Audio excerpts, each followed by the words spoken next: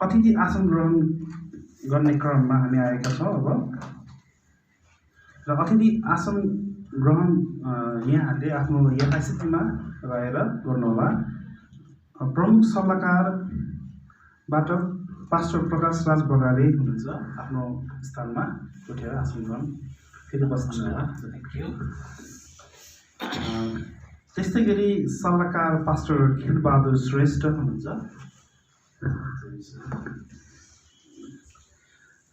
त्यस्तै गरी मिडिया काउन्सिलबाट पास्टर विदुर अधिकारी, मित्र टिभी च्यानलबाट पास्टर राजेश पन्त,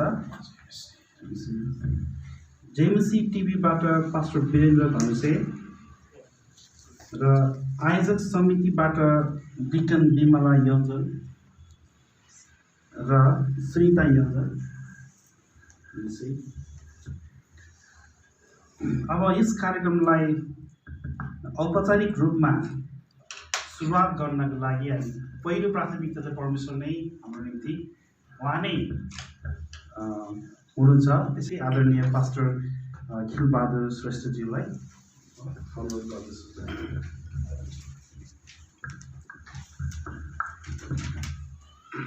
हुन्छ, हामी सबैजना शिर झुकाउने छौँ। आजको जो कार्यक्रम छ,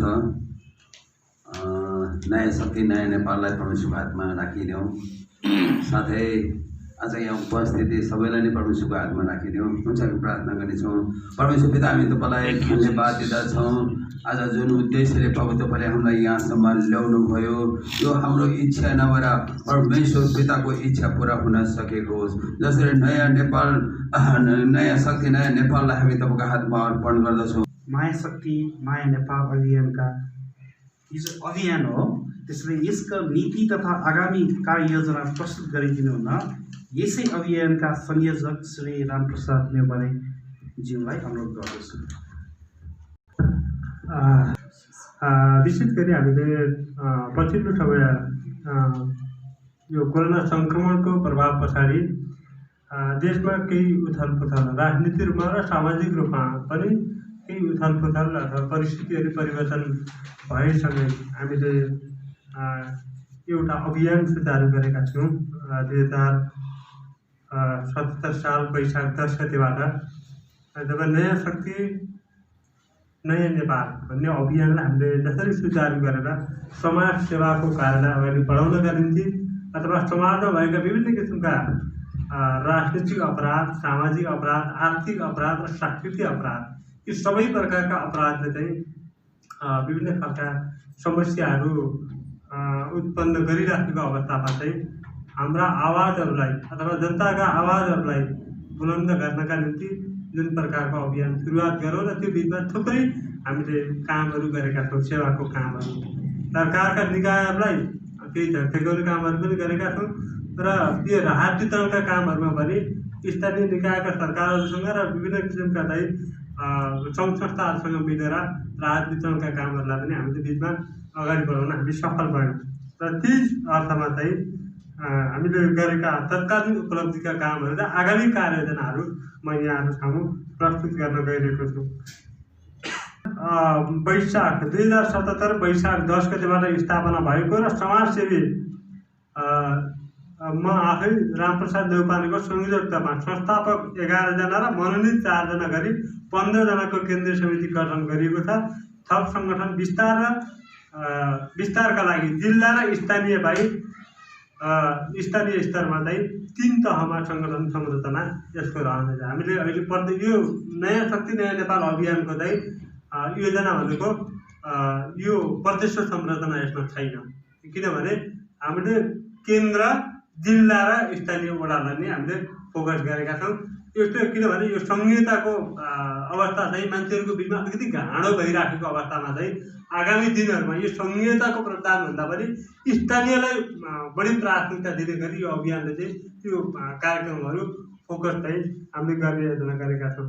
2 नम्बरमा विश्वभर महामारीको रूपमा फैलिएको कोरोना सङ्क्रमण र नेपालमा पनि परेको त्यसको प्रत्यक्ष असरका कारण लकडाउनको समयमा स्थानीय सरकार वा सहयोगी सङ्घ संस्थाहरूसँग मिलेर राहत वितरणका कार्यहरू सँगै आपद विपद र घर निकालादेखि जटिल समस्यामा परेकाहरूलाई उद्धार कार्य गरिएको छ। आत्तिएका र निराश भएकाहरूलाई उत्साहजनक जनचेतनामूलक सन्देशबाट सेवा प्रदान गरिएको छ र आगामी दिनहरूमा पनि यस्ता जस्तासुकै जटिल र विपद व्यवस्थापन कार्यमा चाहिँ यो संस्था अगाडि बढ्ने कुरा हामी जानकारी गराउन चाहन्छौँ। 3 नम्बरमा कोरोना सङ्कटको समयमा वर्तमान नेपाल सरकारले दिन नसकेका सेवा सहयोगको विकल्पमा हाम्रो अभियानले विभिन्न सेवाग्राही र सहयोगी संस्थाको पहलमा अति विपन्नहरूलाई घर घरमा पुगेर राहत सेवाको काम गरेको छ। किनभने वृद्ध अवस्थाका मान्छेहरू अथवा कठिन अवस्थाका मान्छेहरू तिनीहरूलाई चाहिँ घरमै पुगेर पनि चाहिँ चाहे मण्डलीको पहलबाट होस्, चाहे संस्थाको पहलबाट होस्, चाहे वडाहरूको पहलबाट होस्, राहत वितरणको कामलाई हामीले सम्पन्न गरेका छौँ। किन मान्छेले एकअर्कासँग भेट्नुहुन्न, एकअर्काको घरमा जानुहुन्न भन्ने अवस्था हुँदै पनि हामीले के गर्यौँ भने मान्छेहरू भोकै मर्नुभन्दा रोगसँग डराएर भन्दा पनि त्यसको सामना गरेर भए पनि सेवाको काममा अगाडि बढ्नुपर्छ भन्ने हेतुले चाहिँ यो अभियानले चाहिँ त्यो काम चाहिँ सम्पन्न गरेको छ। साथै फेसबुक मेसेन्जरको माध्यमबाट हौसला बढाउने कार्यक्रमहरू पनि हामीले गरेका छौँ। अबका दिनहरूमा स्कुल अन्य अफिसहरू खुलेका छन्।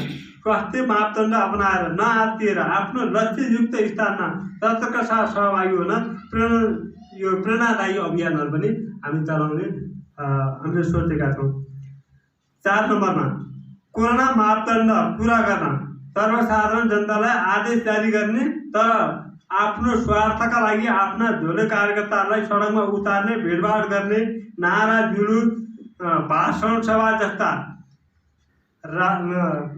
राजनीतिक दलहरूका गलत क्रियाकलापले गर्दा देश र समाजको पुरै वातावरण बिग्रेको छ।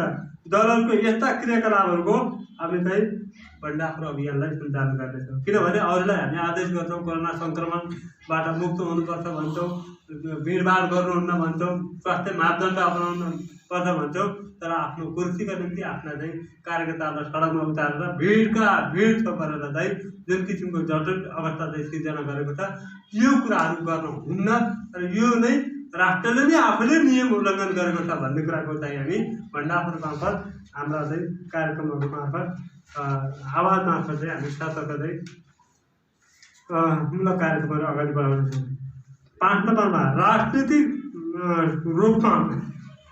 राजनीतिक रूपमा बढेको विकृतिको चरम उदाङ्गोपन देखा परेको दिनको घाम चाहिँ सर्लङ्गै छ। दलको घरभित्रको झगडा र स्वार्थी मनस्थितिका कारण जनताको ठुलो बलिदानबाट प्राप्त लोकतान्त्रिक गणतन्त्र र धर्मनिरपेक्ष व्यवस्थाको हत्या गर्न गरिएको असंवैधानिक संसद विघटनको घोर भर्त्सना गर्दै तत्कालै संसद पुनर्स्थापनाको माग गर्दै देशमा शान्ति र समृद्धिको मार्गमा अगाडि बढ्न नेपाल सरकारलाई ध्यानाकर्षण पत्र पेश गर्ने र अटेर गरे आम नागरिकहरूको सहयोगमा कडा आन्दोलनको घोषणा गर्ने, मुद्दा मिल्नेहरूसँगै आवश्यक सहकार्य गरेर भए पनि निरङ्कुश तन्त्रलाई घुँडा टेकाउने विशेष अभियानमा अगाडि बढ्ने हाम्रो अभियानको लक्ष्य रहनेछ। र पछिल्लो समय हामी राष्ट्रिय स्वतन्त्र अभियानदेखि लिएर अन्य अभियानहरूसँग पनि सहकार्य गरेर राष्ट्रिय मुद्दाको विषयमा चाहिँ हामी जोसँग पनि सहकार्य गरेर हामीले चाहिँ सरकारका पछिल्ला गतिविधिहरूको विषयमा सतर्क गराउने, यदि भएन भने त्यसको आन्दोलनको कुराहरू पनि सहभागी भएर यसलाई चाहिँ थप सशक्त बनाउने हामीले योजना गरेका छौँ। राजनीतिक चरित्रमा संसदीय व्यवस्था असाध्यै फोहोरी, भद्दा र घिनलाग्दो चरम भ्रष्टाचारी देखिएको हुँदा अब प्रत्यक्ष जनताबाट निर्वाचित कार्यकारी प्रमुखको व्यवस्थाका लागि हामीले चाहिँ राजनीतिक दललाई नो राजनीतिक दल नो भोट होइन, नो भोट अथवा राजनीतिक दलहरूबाट उठेका उम्मेदवारहरूलाई नै भोट बहिष्कार गर्ने आम जनतालाई जनचेतनामूलक कार्यक्रमहरू हामीले सम्पन्न गर्नेछौँ। किन राजनीतिक दलहरू जनताले लामो समयको चाहिँ सङ्घर्ष र बलिदानबाट प्राप्त यो आफूले चाहिँ आफ्नो शक्तिमा पुर्याएका राजनीतिक दलहरूले पनि 2/3 बहुमतसम्म पुगेका राजनीतिक दलहरूले पनि जनतालाई र अहिलेको व्यवस्था र अहिलेको संविधानबाट जनतालाई सन्तुष्टि दिन नसकेको कारणले गर्दाखेरि अब जनसमुदायलाई हामी के गर्छौँ भने खालि नेता राजनीतिक दलहरूको पछाडि लागेर भोटको निम्ति मरियता गर्नुहुन्न, राजनीतिक दललाई बहिष्कार गर्ने। तर स्वतन्त्र नागरिकहरू, निष्पक्ष नागरिकहरू, जनताका सेवक नागरिकहरू जति छन्, अहिले कति कानुनविदहरू छन्, नागरिक समाजका अगुवाहरू छन्, कति चाहिँ अन्य समाजसेवीहरू छन्, तिनीहरू मध्येबाट स्वतन्त्र उम्मेदवारहरू आउँछन् भने तिनीहरूलाई भोटको निम्ति समर्थन गर्ने। तर राजनीतिक दलहरूलाई अब भोटको लागि चाहिँ अगाडि तपाईँहरूले कुनै पनि त्यो खालको चाहिँ समर्थन नगर्नु भन्ने एउटा चाहिँ हामी अभियान हामीले चाहिँ खोजेका छौँ। र त्यो साथमा अन्तिममा चाहिँ जातीय र धर्मका नाममा राजनीति गर्ने, समाजमा विखण्डन ल्याउने, भ्रम सिर्जना गर्ने, गुन्डागर्दी गर्ने, चोरी पैठारी गर्ने, ठेक्कापट्टाको नाममा भ्रष्टाचार गर्ने अपराधीहरूको पहिचान गरी कडा कारबाहीको लागि लिस्टहरू तयार गरी सूचना सार्वजनिक गर्ने। र वर्तमान समयमा देखा परेको राजनीतिक अपराध, सामाजिक अपराध, आर्थिक अपराध र सांस्कृतिक अपराधलाई निर्मूल नगरी विकास र समृद्धिको कुनै सम्भावना नरहेकोले आम जनता सामु यसबारे छलफल, अन्तर्क्रिया, प्रचारको माध्यमबाट जनता सामु यो जनचेतना अभिव्यक्ति गर्ने काम चाहिँ नयाँ शक्ति नयाँ नेपाल अपराध मुक्त समाज हाम्रो अभियानले सम्पन्न गर्नेछ। त्यसैले एउटै कुरा के हो भने नागरिकहरूको र राष्ट्रको चाहिँ रक्षाका निम्ति कसरी अगाडि बढ्ने ठुलो कुरा त्यो हो। मेरो गलतै गरे पनि, अपराधै गरे पनि, भ्रष्टाचारै गरे पनि मेरै पार्टी ठिक छ, मेरै नेता ठिक छ, होइन मैले गरेको सबै काम ठिक छ भन्ने यो प्रकारको प्रवृत्तिको समर्थन अब जनताले गर्नुहुन्न भन्ने चेतनाको चाहिँ हामीले विकास गर्ने हामीले यो अभियानहरू चालेका छौँ। किनभने आफूसँग 2/3 बहुमत हुँदा हुँदै पनि सरकारलाई प्रभावकारी ढङ्गले सञ्चालन गर्नु र आफूले निर्वाचनको समयमा बोलेका वाचाहरू पुरा गर्न नसक्नु, यी सबै कुराले गर्दाखेरि के छ भने राजनीतिक दलको चरित्रहरू भ्रष्टाचारमा लिप्त, नातावाद, कृपावाद यस्ता खालका क्रियाकलापले गर्दाखेरि समाजमा यो खालको चाहिँ एउटा विकृति, नेपालको राजनीति भनेको विकृतिपूर्ण ढङ्गले विकास भइरहेको छ। यसको निर्मूलीकरणको निम्ति आखिर जाने भनेको जनतामा यो प्रवृत्ति त्यो छ। त्यसको लागि पनि हामी जनचेतनामूलक कार्यक्रमबाट यस्ता क्रियाकलापहरू अगाडि बढाउनु हुँदैन भन्ने कुरामा चाहिँ हामीले त्यो जनचेतनामूलक कार्यक्रमहरू हामी अगाडि बढाउँदैछौँ। र पछिल्लो समय स्वागत नेपालसँग जोडिएका, राष्ट्रिय स्वतन्त्र अभियानसँग जोडिएका 10-12वटा अभियानहरू छन् यस्ता नागरिकहरूको हितको निम्ति। त्यो अभियानहरूसँगै हामीले पनि सहकार्य गरेर नागरिकहरूको अहिलेको सबै भोट माग्नको लागि निर्वाचनमा दलको प्रतिनिधि भएर जान्छन्, हामी स्वतन्त्र उम्मेदवार भएर जान्छौँ, कुनै पार्टीको टिकट लिँदैनौँ। तर हामी के भन्छौँ भने हामीसँग दलबाट प्रचारको लागि पैसा पनि छैन, पम्पलेट पनि छैन, हामी ती लिएर आएका छैनौँ, झुटा आश्वासन लिएर आएका छैनौँ।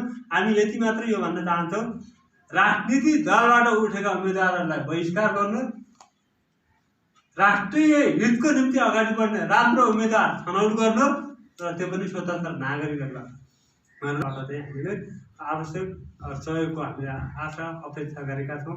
र यो अनुसार हामीलाई लाग्छ कि यो सानो छ, यो भर्खरै सुरुवात भएको छ, हामी कति वर्ष पुरानो त हामीले केही गर्न सकेनौँ, यसले के गर्न सक्ला भन्ने यस्ता खालका यावत कुराहरू आउँछन्। यो सबै भ्रमपूर्ण कुरा हो। परिस्थितिले जुन कुरा माग गरेको छ त्यो माग अनुसार त्यो म्यासेजलाई, त्यो राजनीतिक मुद्दालाई, त्यो सामाजिक मुद्दालाई, त्यो जनताको मुद्दालाई लिएर गयो भने त्यो सबै कुराहरू अगाडि बढेका छन्। कुनै पनि कुराहरू जन्मिँदाखेरि, सुरुवात गर्दाखेरि एकैचोटि पुरा आकाशैबाट झरे जस्तो भएर कोही पनि भएको छैन, होइन। नेकपाका स्थापनाका कुराहरू, यो पञ्चायतको समयमा काङ्ग्रेस लगायत प्रजातन्त्रको स्थापनाका कुराहरू यो सानै ढुङ्गाहरूबाट सुरुवात भएर दृढ शक्तिमा त्यहाँ गयो र फेल खाएका छन्। त्यो फेल खाएका अनुभव र सानोबाट स्टार्ट भएका सबै अनुभवहरू हामीले बटुलेका छौँ। यस कुरामा चाहिँ हाम्रो अभियानका कार्यक्रमहरू, आगामी कार्यक्रमहरू हामीले गरेका चाहिँ छोटो समयमा गरेका कार्यक्रमहरू अब दीर्घकालीन रूपमा चाहिँ गर्ने कार्यक्रमहरू हामीले अहिले चाहिँ यति नै प्रस्तुत हामीले गऱ्यौँ। र यसमा चाहिँ सबैले यस अभियानलाई, यस कार्यक्रमलाई साथ दिनुहुनेछ भन्ने कुरा विश्वास गर्दै सबै आम न्यायप्रेमी जनसमुदायहरू, हाम्रा सम्पूर्ण सञ्चारकर्मी मित्रहरू, बुद्धिजीवीहरू, नागरिक समाज र समाजसेवी सबैलाई सहयोग समर्थन र सहभागिताको निम्ति हार्दिक अपिल गर्दछु। धन्यवाद, नमस्कार। हुन्छ, प्रस्तुति र कतिपय धारणा स्पष्ट गर्नुभएको लागि नयाँ शक्ति नयाँ नेपाल अभियानका संयोजकलाई धेरै धन्यवाद छ। यहाँले भन्नुभयो हामी चुनावमा जाँदा हाम्रो मान्छे पठाउँदा हामी राजनीतिक दलका उम्मेदवारलाई मत नदिन जनतालाई आग्रह गर्छौँ र असल व्यक्तिलाई चुन्न आग्रह गर्छौँ। हामी मान्छौँ ठिक छ, असल व्यक्ति चुन्दै जानेछन्, तर पछि गएर कालान्तरमा यसरी फुट्टाफुट्टी एक एक व्यक्तिकै भरमा हामी भर पर्नुपर्ने कि हाम्रोपट्टि अभियान कुनै पनि एउटा दल बन्ने एउटा विधि विधान फेरि शासित हुनु पर्ला कुनै बेला गएर, र दलको विकल्पको रूपमा दलै बन्ने राख्नु भएको छ कि छैन कुनै बेला गएर? यो राजनीतिक दल र राजनीतिक पार्टी भन्दा पनि यो सामाजिक अभियानको रूपमा अगाडि बढ्छ। किनभने हामीले विश्वका कति मुलुकहरूमा हामीले हेर्ने गर्छौँ, राजनीतिक दलबाट जति कुराहरू जहाँ असफल हुने गर्छन् त्यहाँ चाहिँ कति स्वतन्त्र शक्तिहरूबाट चाहिँ पछि दलको रूपमा चाहिँ विकसित भएका छन्। तर पछि समाज सेवाका स्वतन्त्र अभियानहरू चलाएर विकासका कुराहरूलाई समाजमा दिएर, जसरी भारतको हामीले इतिहासमा हेर्ने हो भने आम जनता पार्टी के अरे त्यसरी आम आदमी पार्टी त्यसरी एउटा ढङ्गले उदय भयो। पछि जनताले त्यो अवस्थामा स्थापित गर्ने कुरा एउटा सुधारिएको परिवर्तन भएको राजनीतिक शक्तिको रूपमा चाहिँ स्थापित गर्ने पछिको त्यो समयले बताउँछ। तर अहिलेसम्मको कुराहरूमा के छ भने राजनीतिक दलहरूसँग बार्गेनिङ गर्नको निम्ति, सम्झौता गर्नको निम्ति, ती पुरानै राजनीतिक दलहरूसँग साँठगाँठ गर्नको निम्ति अभियान होइन। यो नितान्त स्वतन्त्र नागरिक बुद्धिजीवीहरू र चाहिँ कानुनविदहरूसँगको सल्लाह र सहकार्यमा बिल्कुलै यो स्वतन्त्र अभियानको रूपमा निर्वाचनमा अगाडि बढ्छ। अवश्य, किनभने ६२-६३को आन्दोलनमा पनि सुरुमा जब कङ्ग्रेसका त्यहाँ म देख्दै थिएँ उपमहामन्त्री देवला प्रकाश सिंह होइन, उहाँले भाषण गर्नुहुँदा जम्मा 20जना मान्छे भेला भएको थियो प्रत्येक पार्कमा, त्यो अवस्था थियो। तर 1-1.5 वर्ष बित्दै गए पछाडि जब नागरिक, विद्यार्थी, शिक्षक, वकिल, प्राध्यापक सबैजना जब सडकमा आए तब मात्र कङ्ग्रेस कम्युनिस्ट होइन पार्टी पनि अगाडि आए, माओवादी अगाडि आयो। तर त्यो सबै कुरा गरेर अनि त्यो फेरि दललाई शासन सत्ता जिम्मा लगाइदिए फेरि हामी 15 वर्षपछि यस्तो अवस्था आएका छौँ। यस कारणले गर्दा यहाँहरूको पनि तत्कालमा दल नबल्ला, तर कालान्तरमा गएर आप पार्टी के अरे आम आदमी पार्टी कुरो ल्याउनु इन्डियाको होइन, यस्तै गरिकन दलै बन्न सक्छ कि भने जिज्ञासा राखेँ। किनभने हरेक 15 वर्ष फेरि नागरिक अभियान गर्ने फेरि दललाई जिम्मा लगाइदिने, तिनै दललाई जिम्मा लगाइदिने हामी, यसमा के दीर्घकालीन सोच के राख्नु भएको छ यसमा? होइन, मैले अघि पनि यो कुरा कति प्रश्न पारिसकेँ। हामीले राजनीतिक दलको रूपमा अहिले कुनै पनि हामीले सोच राखेका छैनौँ। त्यो पछि सुधारिएको परिवर्तन भएको अथवा चाहिँ यो अहिलेसम्म भएका राजनीतिक दलहरूको चाहिँ चरित्र अनुसार नभइकन कुनै पनि सुधार परिवर्तनको स्थितिमा एउटा शक्तिको रूपमा उदय हुने कुरा, त्यो पछि भविष्यको कुराहरू हामीलाई थाहा, अहिले हामीले त्यो सोचेका छैनौँ। र हामीले अहिले बिल्कुलै सोचेको भनेको के हो भने स्वतन्त्र राष्ट्र अभियान हो। त्यो दलले कि त पछि समीक्षा गरेर आउनु पऱ्यो, कि त परिवर्तन भएर आउनु पऱ्यो, त्यो एउटा सहकारको उसको निम्ति। र अहिलेको परिस्थिति अनुसारको दलहरूको चर्तीकला जो छ त्यही चर्तीकलासँगै साँठगाँठ गरेरै उनीहरूकै क्रियाकलापमा यो चाहिँ अगाडि बढ्दैन। विशेष गरी यो अब के भन्नु, यो पोलिटिकल सेन्टर हो कि अर्थात् यो सोसल सेन्टर भनौँ न, सामाजिक खालको केमा बढी जोड हो, अलि प्रश्न पारिदिनुहोस् न। यो कुरा भनिसकेँ जस्तो लाग्छ। यसले चाहिँ मैले अघि भने नि समाजमा भएका 4वटा अहिले मुख्य बाधकहरू, हजुर, राजनीतिक रूपमा पनि अपराध छ। अहिलेको पछिल्लो समयको घटनाक्रम भनेको राजनीतिक अपराध हो। सामाजिक अपराधहरू छन्, विभिन्न किसिमका गुन्डागर्दीदेखि लिएर चाहिँ विभिन्न किसिमका त्यस्ता खालका गतिविधिहरू छन् त्यहाँ होइन। अब आर्थिक रूपमा अपराधहरू, चरम भ्रष्टाचारका कुराहरू छन् होइन। त्यसपछि सांस्कृतिक रूपमा हेर्दाखेरि चाहिँ अहिले चाहिँ धर्मका नाममा विभिन्न किसिमका राजनीतिदेखि लिएर यी फेसनका पहिरनका कुराहरूदेखि लिएर भद्दा प्रकृतिका यी सबै कुराहरू के छन्, यो आर्थिक राजनीति सबै पाटोलाई यसले चाहिँ 4वटा पाटोलाई चाहिँ यो हेडलाइन बनाएको छ। मैले अघि भनिहालेँ। तर यो राजनीति पार्टीको रूपमा, दलको रूपमा नभएर अभियानकै रूपमा भए पनि राजनीतिक मुद्दा, आर्थिक मुद्दा, सामाजिक मुद्दा र सांस्कृतिक यो सबै मुद्दालाई चाहिँ यसले उठाएर चाहिँ अगाडि बढ्छ। अभियन्ता हाम्रो रामप्रसादजी जो चाहिँ सुरुदेखि नै नयाँ शक्ति नयाँ नेपाल अपराधमुक्त समाज हाम्रो अभियान भनेर उहाँले जुन सुरुवात स्टार्ट गर्नुभयो, अनि म चाहिँ खास उहाँको स्पिरिट देखेर उहाँले प्रस्ताव राख्नुभयो कि तपाईँले हामीलाई अलि सल्लाह दिनुहोस्, सुझाव दिनुहोस् भन्नुभयो। मैले केही सल्लाहहरू माग्दाखेरि दिइ पनि राखेको छु।